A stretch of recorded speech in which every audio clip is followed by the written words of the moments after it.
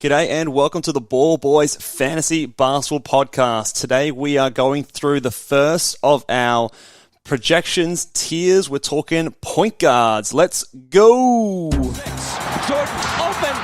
Chicago with the lead. Bryant to Shaq. Not a game.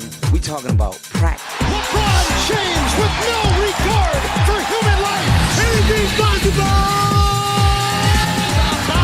Back out to Allen. His three-pointer. Bang! Curry for three. Wow! Unbelievable.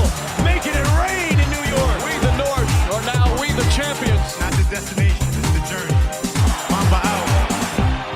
G'day guys and welcome again to the Ball Boys Fantasy Basketball Podcast. I'm your host Mitch Casey and you can find me on Twitter at BallBoysNBA and on Instagram at BallBoysFantasyBasketball. Today we are starting another little mini series. We are starting to talk about our positional tiers and rankings.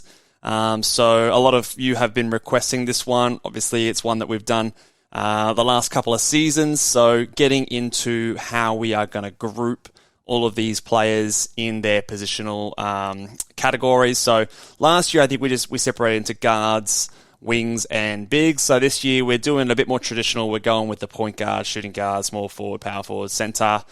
5 different videos in this little mini series. So we'll be breaking them down. All of these different tiers. I'm recording this video on the 7th of September, so if anything changes, for example, like Lonzo Ball news, it definitely might adjust these kind of rankings and things like that. If there's more trades or anything like that, it will adjust. But if you wanted to check out all of my rankings from pick 1 to 156 with every player ranked, all their stats, what my thoughts are on every individual player, check out ballboysnba.com and check out our season guide. You can just pay $10 for the whole season, get access to my rankings, all of my tiers, all of the season articles that we're going to be putting out, and also an exclusive Q&A podcast, which we will be running quite soon, guys. So if you have already signed up to the season guide, head over to the exclusive Q&A tab, and on there should be a section there for you to ask your questions. If not, there should be an email down at the bottom there that you guys can send your questions to. And once a week and into the season, we're going to be doing an extra podcast for you guys to answer all of your questions. So go over and hit that up, and I'll be answering a lot of questions soon on our podcast. But we're going to get stuck into this one today. Point guards. Now, again, with the positional sort of stuff, some players will be point guards. Some of them will be shooting guards. There'll be a bit of mix and matching going around. For example, I think I've got James Harden in my shooting guard tiers. He won't be on this podcast, but he'll be in tomorrow's show. So if you see a guy that hasn't been ranked, chances are he's on a different show, and we'll go through the idea and the value of these tier podcasts and the tier videos is I'm putting together players that I think could be in a similar kind of range in the draft. I am ranking them in terms of my preference, but the rankings within the tiers are a little bit less important. I think the tiers themselves are the most important thing.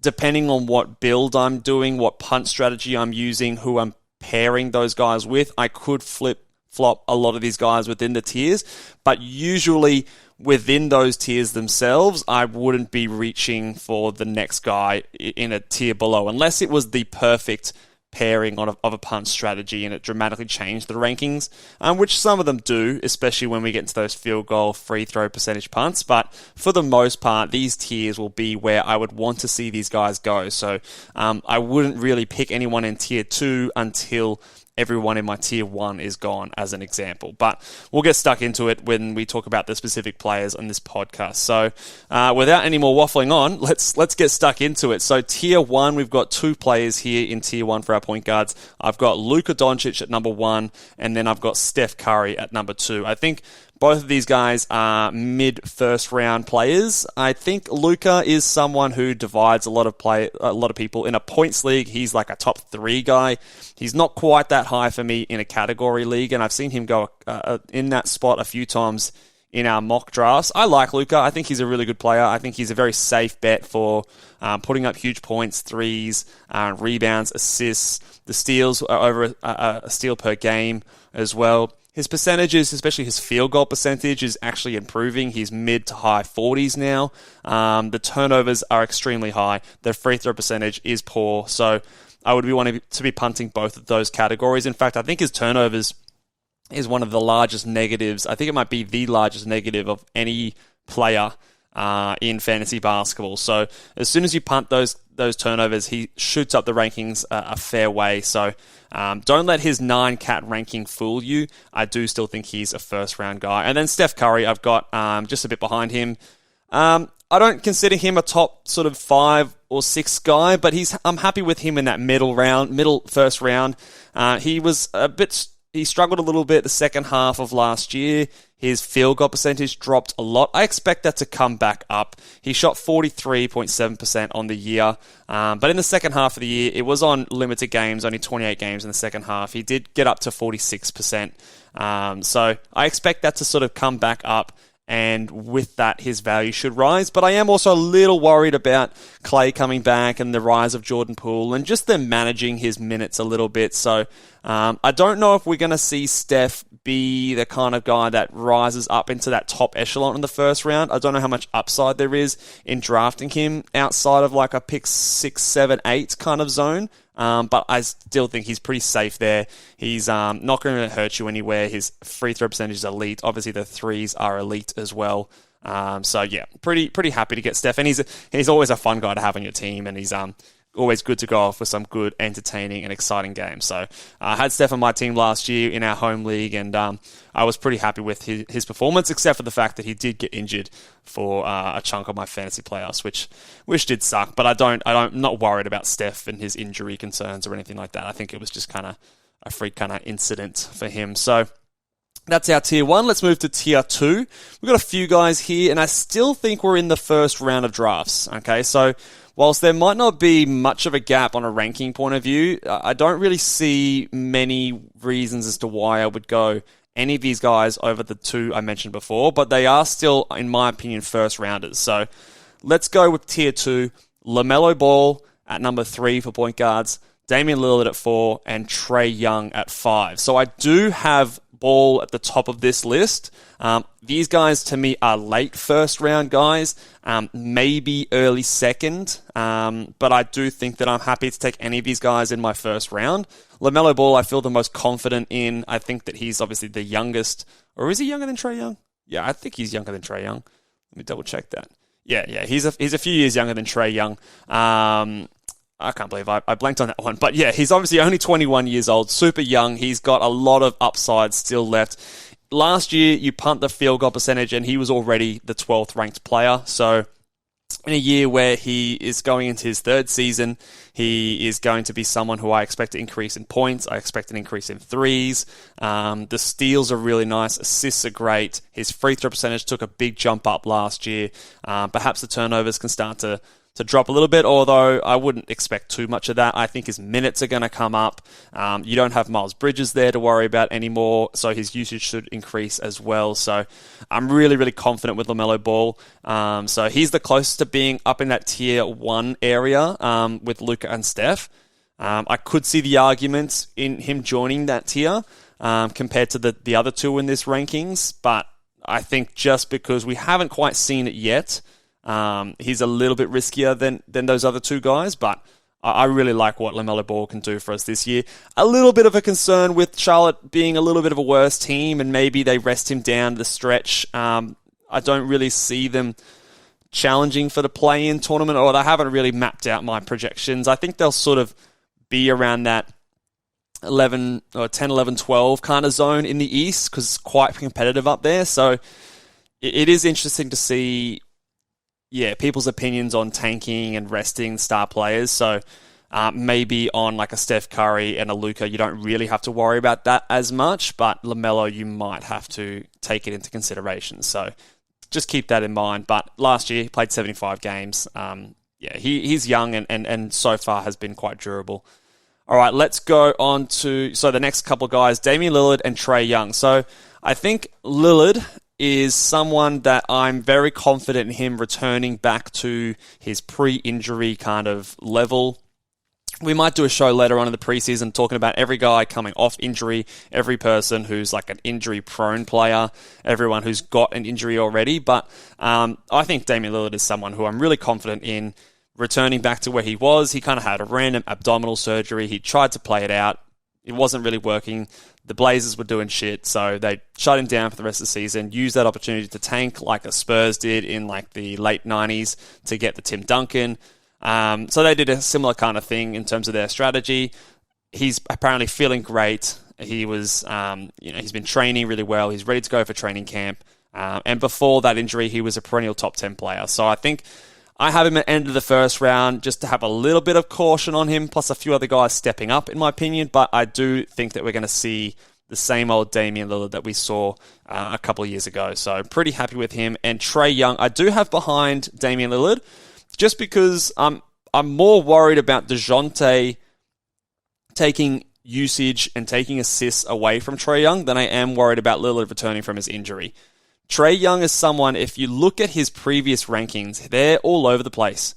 He is someone that relies very heavily on his assists, his points, his free throw percentage, and his free throw attempt rate.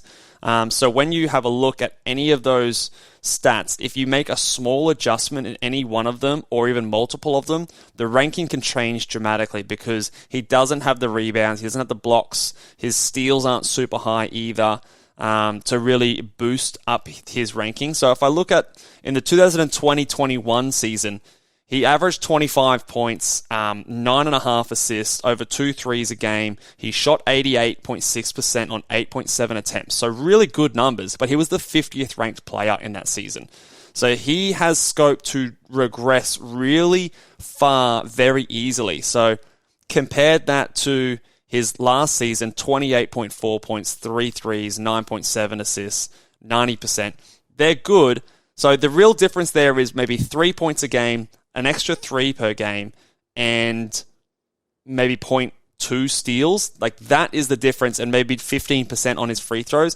Like, those are very small margins and a very big gap in his fantasy value. So going from last year being the 11th ranked player to 2 years ago being the 50th ranked player, just on those small margins, that has me concerned enough to put him below those other guys, and I would consider him an end of the first, start of the second round player. So I know a few people have asked me, like, what kind of ranking would you go with those guys? I see Trae at the end of that grouping before I get into some more riskier picks that I might think have a higher upside per game, but I am confident that Trae is going to be pretty durable. I know what he's going to give me. It's nice that I said that it's hard because his ranking is going to plummet when small things change, but in saying that, with a head-to-head league especially, we like those guys that are super high in just a few different areas because it makes the punt strategies really clear and really obvious. So I think that he definitely benefits from that. As soon as you punt blocks, he's going to be someone, blocks and turnovers, you punt those two categories and he shoots up the ranking boards even higher. So I still really like Trae. I still think he's a very safe pick, but he is going to lose value, in my opinion, from last year. So don't expect him to, in 9 category rankings, I don't know if he's going to be a first-round player. But in a head-to-head league, when you're punting sort of things, I think he'll still be good enough, like a Luka, to sort of be in this range. So that is my thoughts on Trae Young and tier 2. Let's go to tier number 3. A couple of guys in this tier. We're looking at the start of the second round now here, guys. I think these two guys, I've got Kyrie Irving at 6 and Tyrese Halliburton at 7. Two very interesting players, kind of opposites in my opinion. Kyrie Irving is probably the high upside, high risk player. Tyrese Halliburton might not have the upside that Kyrie has, but he definitely has the safety in terms of his health historically. He's also someone that I feel really confident in what he's going to do for me. In saying that, though, he is someone that is a bit of a hype guy, and I do see him going a lot at that turn on drafts, which I think is where I have him. But it is interesting that his hype is getting up there, and in the last draft that I did with Josh Lloyd, he was going before players like Damian Lillard, before Jason Tatum, before Trae Young, and I think that's a bit too high. Let's not get too carried away. He was the what is he? The 22nd ranked player last year.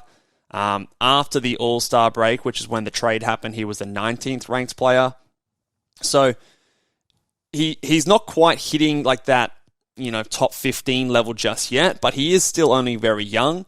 So I think especially when you start those punt strategies, you start punting turnovers, you start punting the blocks, he's someone that's going to shoot up the rankings again. So I'm pretty happy to get him there, and his elite assists and steals is really, really nice to have. And I'm happy to also grab him and pair him with like a James Harden or someone like that and start a punt points team, because I think that's going to be something that is really valuable. Because obviously he's not scoring 25 points a night like some of these other guys, but the great efficiency, the threes, the assists, the steals. He's even getting, like I said before, nearly half a block a game for a point guard. That's really good. So I do really like me some Tyrese. Kyrie Irving, a lot of people have different opinions on Kyrie. I really like him. As soon as the second round starts, I'm happy to pick Kyrie because he's basically a first-round player. He's always kind of been a first-round player the last several seasons on a per-game basis. Obviously, he's very unreliable in terms of his games played. Last year, it was obviously because of the COVID vaccination and being suspended by his own team and those kind of things. So that's been lifted. We don't have to worry about that anymore. He still will find a way to miss games, but a couple of years ago, he played 54 games. A couple of years before that, 67 in Boston 60 games. So it wouldn't shock me to see him play 60-plus games this season. He's not actually injured or anything at the moment. He's completely healthy. He's in a contract year. And I know I'm not the biggest believer in contract years either, but there's just something that's telling me that he was in a contract year last year, but he had a player option, so he had that safety net to use that and to go onto it, where he's going to be an unrestricted free agent at the end of this season. And there has been a lot of narrative about you can't trust Kyrie, and it is starting to affect his value on the free agency market. So I wouldn't be shocked, and I wouldn't be super surprised to see that stuff kind of goes away this season. So I've just got this feeling that I think Kyrie's going to be a little bit more available than he was the last couple of seasons, and he just has really good upside. Last couple of seasons, so last year he was the 5th per game. The year before that he was the 3rd per game. Year before that the 6th. Year before that he was the 9th. Like, this guy's a first-round guy when he's out there. So if you can get him after taking a safe pick with your first pick, to get him on the second around that turn, I'd be very happy to do that. So, I do like me Kyrie Irving to start the second round. That's tier 3. Moving on to tier 4, I've just got one guy, Freddie VanVleet. I think he's locked in as a bit of a second round guy. The only thing that I'm worried about with Fred VanVleet is the fact that he is someone who plays a lot of minutes under Nick Nurse. We have seen the last couple of seasons him breaking down throughout the season as the season goes on. So perhaps, we love the high minutes for his production, but perhaps we don't want him to play so many minutes that he's injured when it comes to fantasy playoffs. So I think we might have seen the ceiling of Fred VanVleet last year when he was a 17th ranked player. So I think he's more of like around that 20 end of the second round pick. But again, when you punt the field goal percentage, he shoots up the rankings very highly. He's one of the worst. He's one of the worst negatives in field goal percentage out there. So he's one of the biggest beneficiaries when you punt that category. But I still think you're going to get a very similar kind of thing with Fred. And I think that, he should still be a second round guy. And sometimes he gets a little bit slept on because he's not the most exciting. He doesn't score the most. He's probably going to score around that 18 to 20 points per night. But he's going to give you great threes, excellent steals, excellent assists. The free throw percentage is awesome. He gives you half a block per game. So he's just a really sneaking contributor in a lot of different areas. And one of my favorite fantasy guys. But I am just a little bit worried about the minutes taking a toll on him. And I hope he can stay healthy this season. So that's Freddie VanVleet in tier 4 to round out. I think he's a back-end second round player. So tier 5, we're looking at like the third round, start of the third round if you're really keen on these guys.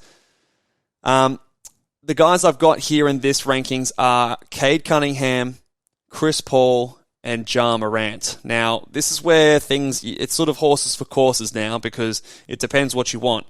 I could, on a per-game ranking, see Chris Paul being the highest ranked here in a 9-category setting, and then punting can really skew a few things here. So I like Cade at the top of this list because I think he's got the highest upside.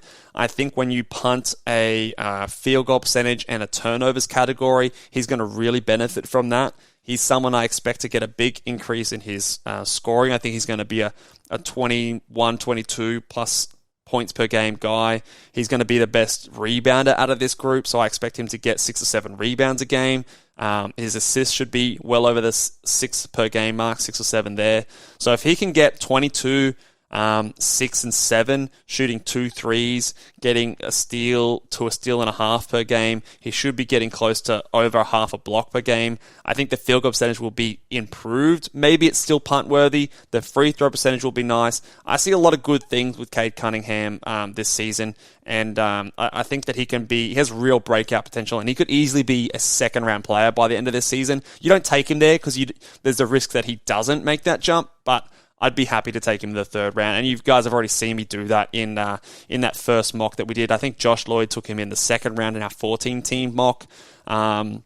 So that's kind of that's as high as I would go. I think there might be some other guys that I prefer. Like I would still prefer a Fred VanVleet and those other guards that I mentioned before. But yeah, I think 3rd round, easy, lock him in. I'm happy to do that. Chris Paul's an interesting one because you're taking him in the 3rd round, but the only thing that you really need to be aware of is if you take Chris Paul in the 3rd round, compared to all these other guys, he's not scoring nearly as many points.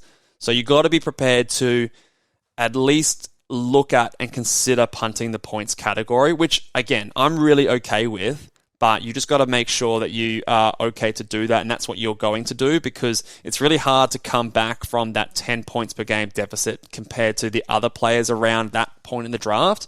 But he's going to give you elite assists, so I imagine he might lead the league in assists this season. Elite percentages for the guard, over sort of like high 40s, maybe even 50% field goal, elite free throw percentage, low turnovers compared to those assists, high steals, his rebounds are decent.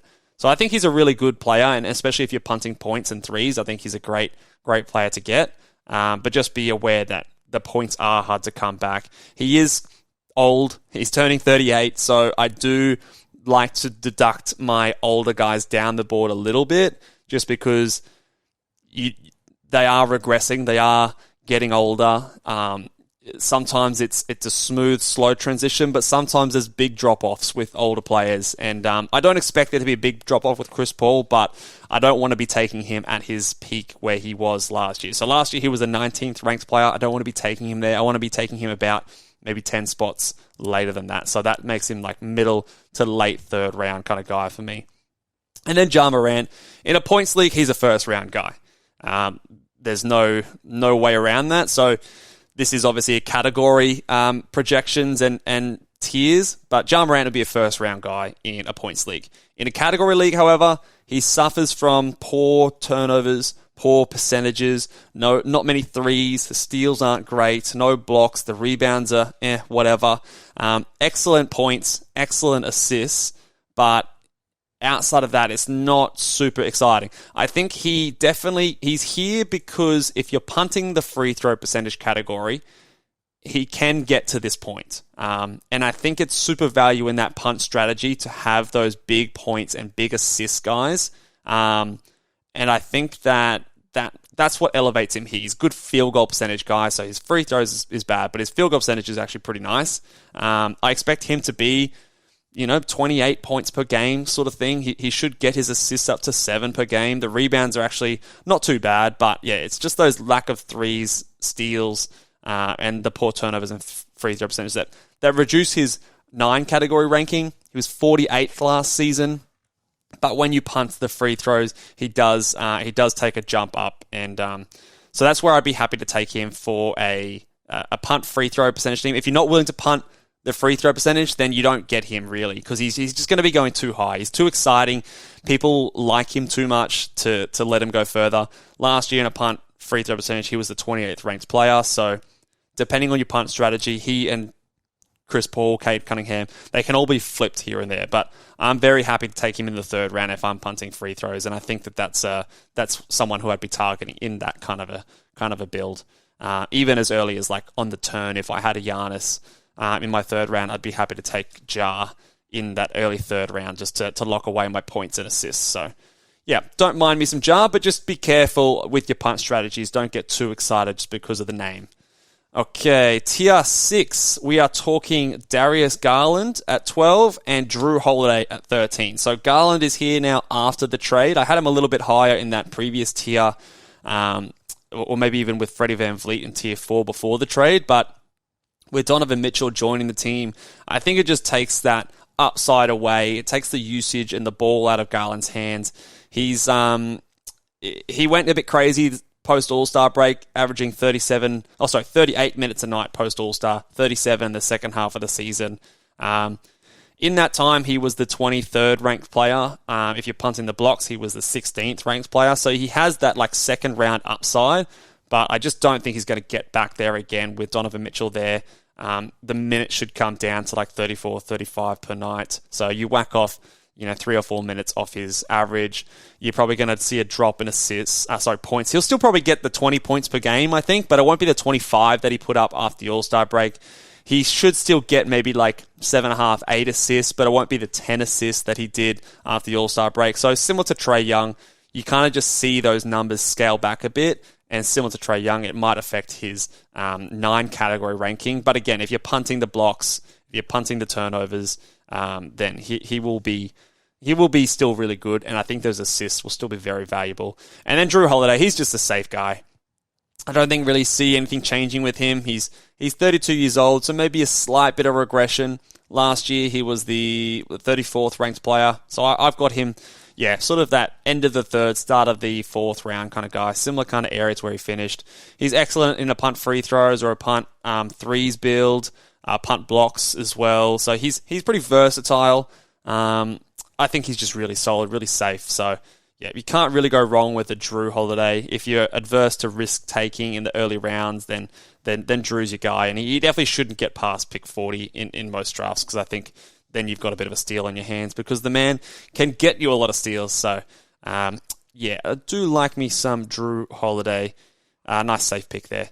Tier 7. We've got another one-player tier here. De'Aaron Fox is my player in Tier 7. Now, I like me some De'Aaron Fox. He was a headache last season. He had a season of two halves, really. Before the trade, he was horrible.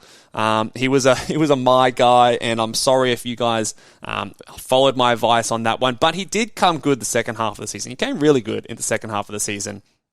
So, on the season, he was a 94th ranked player. He was the 62nd ranked player in punt free throws on the year. But after the All-Star break, he was the 36th ranked player, and in a punt free throw percentage, he was the 23rd ranked player, which is exactly what I expected from him for the entire season. It just took a little while for him to get into gear, and that's been a bit of the story of De'Aaron Fox so far. There's no excuses this season.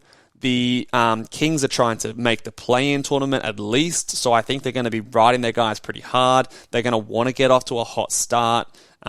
It's De'Aaron Fox's team. There's no Halliburton there anymore. They didn't draft a point guard this season, which is nice. So I really, to borrow a phrase from Josh Lloyd, I'm ready to get hurt again. I'm back on De'Aaron Fox, and I do expect us to see sort of like his second half numbers again. So 28 points a night. Nearly 2 threes, 4.5 rebounds, 6.5 assists, a steal per game. His field goal percentage should be in the high 40s. The turnovers and free throws are going to be bad, but punt those categories, he should be there or thereabouts, a top 35 guy. So I would be looking at him in the fourth round in that punt free throw build if I missed out on a Ja Morant, but he provides a very similar kind of thing to what Ja does, maybe just a little bit more variability in what he does, a little bit less safe, a bit more risky with a Fox, but you compare him to Ja, and they're actually kind of quite similar players, and you can probably get Fox at a much bigger discount because the name's a bit tainted with what we saw last season, but I still think that he's a really good punt free throw guy, especially if you are also punting the turnovers, and in that build. So I like him for those kind of teams there. So he's the only guy there in tier 7, my 14th ranked point guard. All right, continuing along, tier number 8, another punt free throw guy to lead this tier. Ben Simmons at 15. Then I've got Jamal Murray at 16, and I've got Kevin Porter Jr. at 17. So if you look at the rankings on Yahoo, this is a big value part of the draft here because I think Jamal Murray might be the highest ranked player on Yahoo at the moment. I think it's like 82, and Ben Simmons is in the 90s. Kevin Porter Jr. I think is outside pick 100. So lots of good value with this tier here. Wide variety of skill sets. Ben Simmons is someone that I've historically really liked. I'm monitoring what he's doing in the preseason, but so far it's been pretty quiet. I think we're assuming that he's going to be good, healthy, ready to go, play his normal load of minutes. I think the surgery he had in the offseason is pretty standard, so I don't think I'm too worried about Ben Simmons, but if I hear any news to the contrary, he does drop down my board. But at the moment, I'm happy to take him sort of around that like 5th round. If I'm taking him outside pick 50 in a punt free throw percentage build, I think that's really good value. And I think you probably will be able to do it because people are a bit off Ben Simmons there. He's on a lot of people's never again lists. So I think you'll be able to get good value on Ben Simmons. Jamal Murray is interesting as well. I'm surprised to see him down at rank 82 on Yahoo. He was a top 40 guy before his injury. It's been 18 months since the ACL. ACLs are really heavily researched. They're the most common or the most heavily researched injury in all of sports. So I'm really confident in the rehab process for Jamal. He might be a bit rusty in the start of the season, but come your fantasy playoffs, I expect him to be that top 40 guy. I want to take him at a little bit of a discount, but as soon as it ticks over pick 50, 55, I'm very happy to be looking at Jamal Murray if you need what he brings. And then Kevin Porter Jr. is a guy that I'm really keen on this season in those punt free throw builds, similar to the Fox and Ja Morant kind of vein, where he's going to give me probably more threes than those guys. Not as much scoring, but lots of good threes, good points, good rebounds for a guard, great assists. He'll give you over a steal. The field goal percentage actually started to improve in the second half of last year a lot. It'll still be a slight negative, but I don't think it's going to be the huge drag that it was at the start of the year. So I do really like me some Kevin Porter Jr. He's still super young, and I think he's going a bit under the radar with Jalen Green taking a lot of the hype with his second half or post-All-Star break performances, where Kevin Porter Jr., in my opinion, had the biggest improvement actually in that time. So I do like me some KPJ, as you would have seen in our sleeper video. So if you haven't checked that one out, he was definitely big. A lot of these guys featured on that sleeper rankings video. So check that one out if you haven't already. Moving along, tier 9, D'Angelo Russell and Marcus Smart. So a couple of punt field goal percentage guys here. We've got some good threes and good assists, good steals from Marcus Smart. I think they're all going to just do what they did last season. I think that they're a bit boring.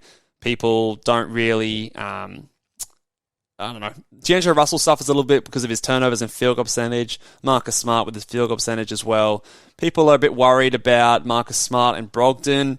I'm not worried about at all. I think Marcus is still going to get his 30 minutes. Brogdon's going to come off the bench. They're going to play a lot of two-guard lineups, which they didn't do as much of last season. A lot of minutes where Tatum will play at the 4 and everyone will kind of shift up. So I don't think Marcus will drop too many minutes. He might take a little bit of a hit from his upside, but I still think he's a very safe assist, threes, steals guy, as long as you can either stomach the field goal percentage with really good guys before that, or if you're punting that category, he's going to be a bit higher than this. So, and D'Angelo Russell, he's a great source of assists. It's starting to get a bit harder to find those assists later in the draft, so he is someone that I think you can get in the mid rounds and take a good swing on. So those two are in tier 9. Tier 10, we've got 4 guys now. So at 20 in the point guard rankings, I've got Kyle Lowry. Then I've got Josh Giddey. 22, I've got Jalen Brunson. And at 23, I've got Tyrese Maxey. So Kyle Lowry, I think, is getting a bit slept on at the moment. He's ranked at number 100 at Yahoo. Yes, he's old. He's 36 or turning 36 this season. But there's not been much changed at Miami. I don't think they've got much depth behind him to really allow him to coast throughout the season. I think that he's going to still have to play heavy minutes. Last year, he played 34 minutes a night. I expect at least 30 minutes a night this season. Last year, again, he was the 62nd ranked player. Maybe you take that back a little bit. So if you want to take him in the 70s or early 80s, sure, that's fine. But I don't think he should be reaching pick 100 because this guy's he's a great fantasy player. Great assists, great threes, steals over a steal per game. Percentages are nice. Yeah, I just think he's a really solid, safe player to grab before you start taking your flyers late in the draft. So I'm not too scared about Kyle Lowry. I just wouldn't be taking him at his rank from last season. But where he's going in drafts right now, I think we're going a bit too far in reducing how we're looking at him. Josh Giddey is he's a bust candidate so far in the preseason. Yahoo's got him ranked still in the 50s. A lot of guys are taking him quite high. We're very excited about Josh Giddey. He's a big assist and rebound guy. But there's not a lot else. That's the thing. Sure, he gives you, 8 rebounds. I expect to get up to like 7 assists again. Maybe he can get the scoring up to 14, 15 a night. But the threes, the steals, the blocks, the poor percentages, the high turnovers are all drags on his fantasy value. He was the 161st ranked player last season. If he punted the field goal percentage, he was just inside the top 100. So I will take him inside the top 100. I will take him probably inside the top 80. But I'm not taking him as high as 50 or 60 because I think you're really banking on a lot of things changing this season. Whereas I just don't think that you can rely on that because if it doesn't happen, like he has room to still be the 160th ranked player this season. So there's a lot of downside there with not much upside in my opinion. So I'm not happy with taking him that high, but around that 75 to 80 zone is about where I think that he should be going, and maybe a little bit higher if you're punting the field goal percentage and you really need those assists. I do understand that the assists are very valuable, but I think there are other guys like Kyle Lowry, like Smart and D'Angelo Russell that I'd be happy to take in front of him, and all those guys in tier 8 that I think are much better value than Giddey, who is just getting a bit too hyped at the moment. Last couple guys in this tier, Jalen, Brunson, Tyrese, Maxey. Tyrese Maxey is another one that I think is getting a bit overhyped. I know he's exciting. I know he's a fun young player, but James Harden's still there. He shot at a really high percentage, which I don't know if it's sustainable. Very similar to what I was saying about Michael Porter Jr. last season. He is someone that is at risk at dropping a lot of value if that comes down. And he doesn't have those high assists, high steals, or blocks to really salvage his value. So I'm a little bit worried about him being down there. So I've got him, again, similar towards like Giddey in the 80s kind of zone. And same with Jalen Brunson. I think he'll be better than last year. I'm just not expecting him to really break out into a top 50 player. So Brunson, great percentages, good assists, not a lot of threes, not a lot of steals.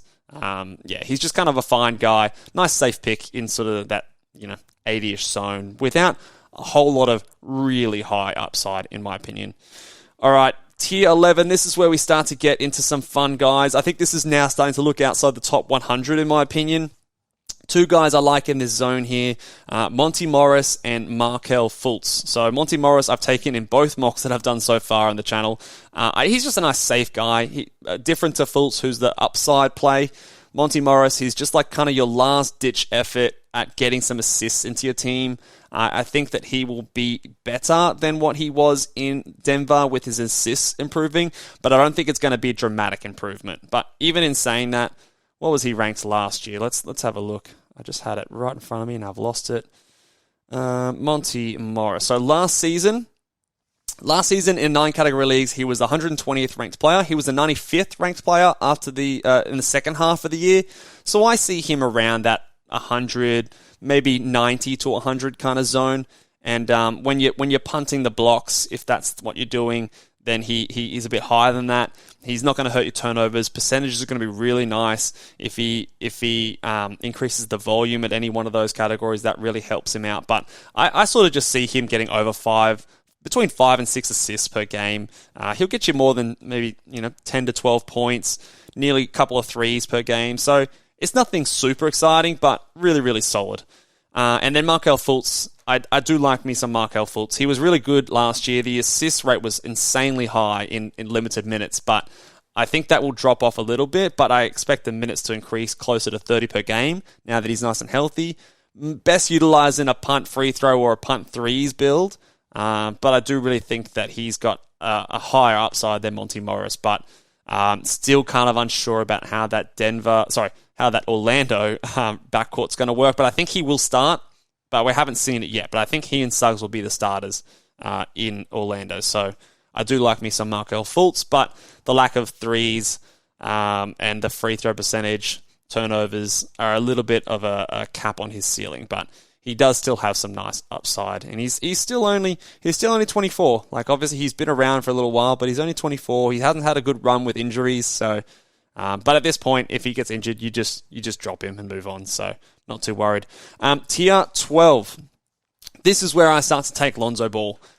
He was much higher than this in my rankings before the news of his knees still bothering him, but it doesn't sound good. It really doesn't sound good. I'm getting massive Zion Williamson vibes of last year with Lonzo Ball, with them kind of saying, oh, he's questionable to start the season, but, 2 weeks out from the season, we'll get, he's going to miss a few weeks, and then who knows, he might even go for another surgery. But he was only supposed to be out 4 to 6 weeks. It's been like 8 months, so yeah, it's just not a good sign, and I'm not confident in his availability at all. But at this point, you've got to take the swing. He has top 50 upside, so you got to take the swing, stash him on your IR spot. But yeah, I'm really nervous about what Lonzo Ball is going to be doing this year. And then in this tier as well, we've got Trae Jones, who might not have the highest upside. He's a poor shooter. He doesn't shoot many threes, so best in a punt threes build, but still going to be a good source of assists, I think. I think he'll start at point guard for the Spurs.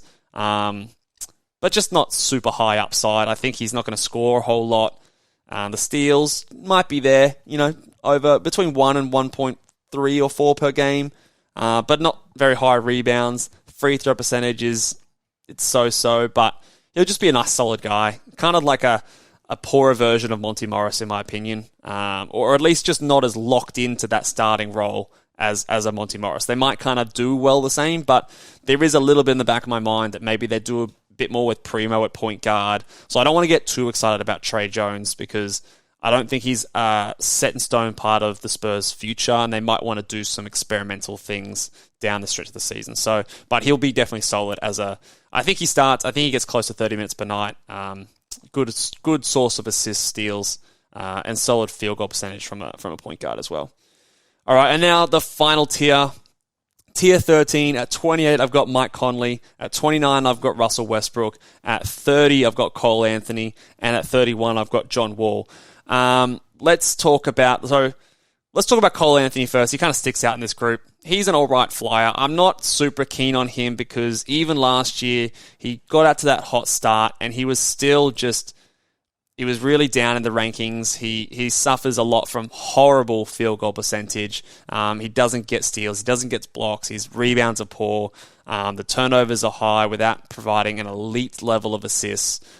Sure, the assists and threes are decent. The points are okay. But there's just a lot of other negatives to his game. And I don't see him really doing better than that. So last year, he was the 139th ranked player. In a punt field goal percentage, he was top 100. So if you're punting field goal percentage, he could be ahead of some of these guys. But there are just other guys I prefer to take flyers on by this point of the draft. So he just drops down a little bit just based on other guys coming up. Let's talk about these other guys. So these are the old blokes. Conley, Westbrook, John Wall. Conley, I think, has the best fantasy game of these guys, and I think he will start the year well. I'm just worried. I think if I had to put any money on anyone being traded this season, it would be Mike Conley.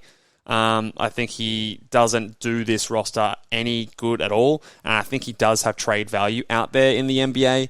I'm worried that he's going to see a reduction in his role and his minutes on pretty much any team that he's traded to, because if a team is trading for him, it's a playoff team. It's a team that needs a veteran, so he's going to come into an established team with a roster already built there. He might still hold his value, so I could see an argument to see Mike Conley join the tier with Trae Jones and Lonzo Ball, but he did show signs of slowing down last year anyway, so I just don't think there's much upside in Conley, and I would be preparing to not really have him available for your playoffs, because by that time he might be someone just worth dropping as a backup point guard.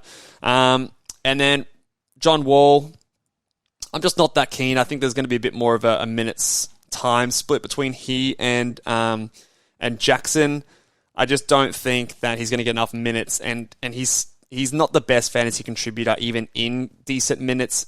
Yeah, if you punted turnovers and field goal percentage, he improves, but sure, if you take him with one of your last picks as a flyer, hope he gets 30 minutes a night. But again, he's playing next to Paul George and Kawhi, and the Clippers team is just really deep. I just don't see the usage there for Wall that he would need. And he's just getting old. He didn't play at all last year. So I just don't really envision a way that he's going to feature enough to get his value. But he is a name. You could do worse with taking a flyer on John Wall, but just not very excited. And then Russell Westbrook. I've voiced my opinions on Westbrook a few times. Josh and I had a conversation about the other day. He's worried that he might not play a single minute this season. That's a possibility. I think he starts the season out as the starting point guard for the Lakers, but I agree that there might be a very real possibility that a month or two into the season, he's just benched John Wall style from last year and doesn't play. Even if he does play, you have to be punting free throws and turnovers for him to have value.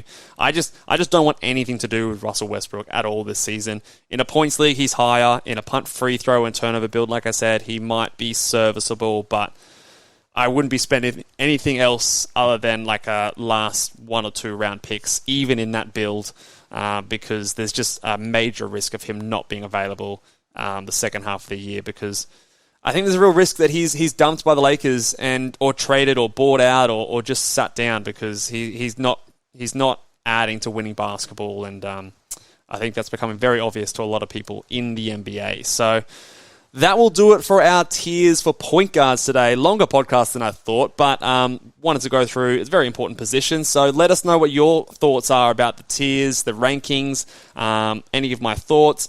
If you haven't already, make sure you are subscribed to the YouTube channel. Give us a 5-star rating over on Apple Podcasts. Make sure you check out ballboysnba.com. Get yourself a season guide, and we'll see you guys next time. Laters.